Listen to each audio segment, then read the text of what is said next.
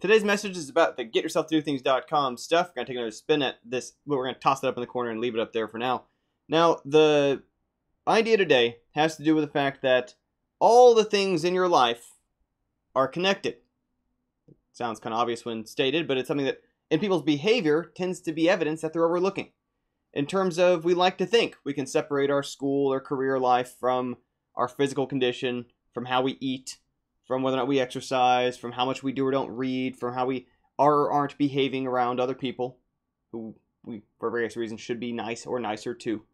And what tends to happen is that since we're the common denominator at the center of all those things in our lives, even though we try to think of them as separate, like I'm doing okay in one, not so well in another, what tends to happen is that as witnesses to ourselves in each one of those things, doing any one thing a certain way reinforces in our minds that we're the kind of person who does things that way.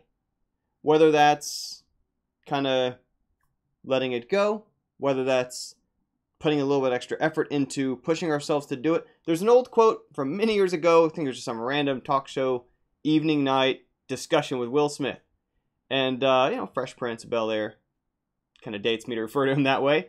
But he referred to what he thinks is best about running and reading are that both activities are things which require us to actively keep doing a thing that is not comfortable, that is not easy, but that we know is good for us. And that even aside from the direct benefits, this is now me riffing on it, of the reading or the exercise, is that it's telling us we're the kind of person who will continue to put in the effort past the level of comfort when we know it's good for us. And the reason why I say all the things are connected together in our lives is that so often what I've seen happen with folks is that if they will start to eat a little bit better, just as a starting point, just out of picking any of the things, if they start to eat a little bit better, or if they start to find a creative outlet that they've been meaning to have but haven't taken action on, now they are. Suddenly everything else in their life improves too. Because what's happening is they start to tell themselves that they care, that they put in that effort, that they want to make other decisions consistent with that good behavior. That, well, someone who eats well, it's not going to be someone who just lays around on the couch all the time. They'll probably exercise at least a little bit. That seems consistent with it. And that further reinforces the other healthy behaviors in terms of when other decisions come up. They start to think in terms of, is this the kind of thing that someone who eats decently and exercises would do? Yes or no? We make decisions based on that. When someone has a creative outlet that they're following, and you know me, so it's often game developer stuff, but in many other friends or peers of my life, I've been people who's, for them it's writing, for them it's making music, for them it's painting or drawing or sculpting or something else entirely, dance it might be. When they have that out and pursue it passionately and are seeing improvement at it because they're putting in time, not because they're born necessarily with massive gifts or whatnot, but simply because they are moving forward week by week, making progress, like I talked about in yesterday's video. When they do that, they kind of find that same energy can be applied to other areas of their life in terms of improving things about how they behave around others, in terms of feeling just more confident in how they approach others because they feel like they're the kind of person who follows through on what they mean to do, who is doing the thing that they identify with. I remember 5 or 6 years ago, I met somebody who really strongly identified with cooking. And I might have brought this example in a eons ago YouTube video, but she identified with cooking. Cooking seemed like a big part of her life and how she identified herself, how she explained herself. And she had a lot of cookbooks. She didn't really cook.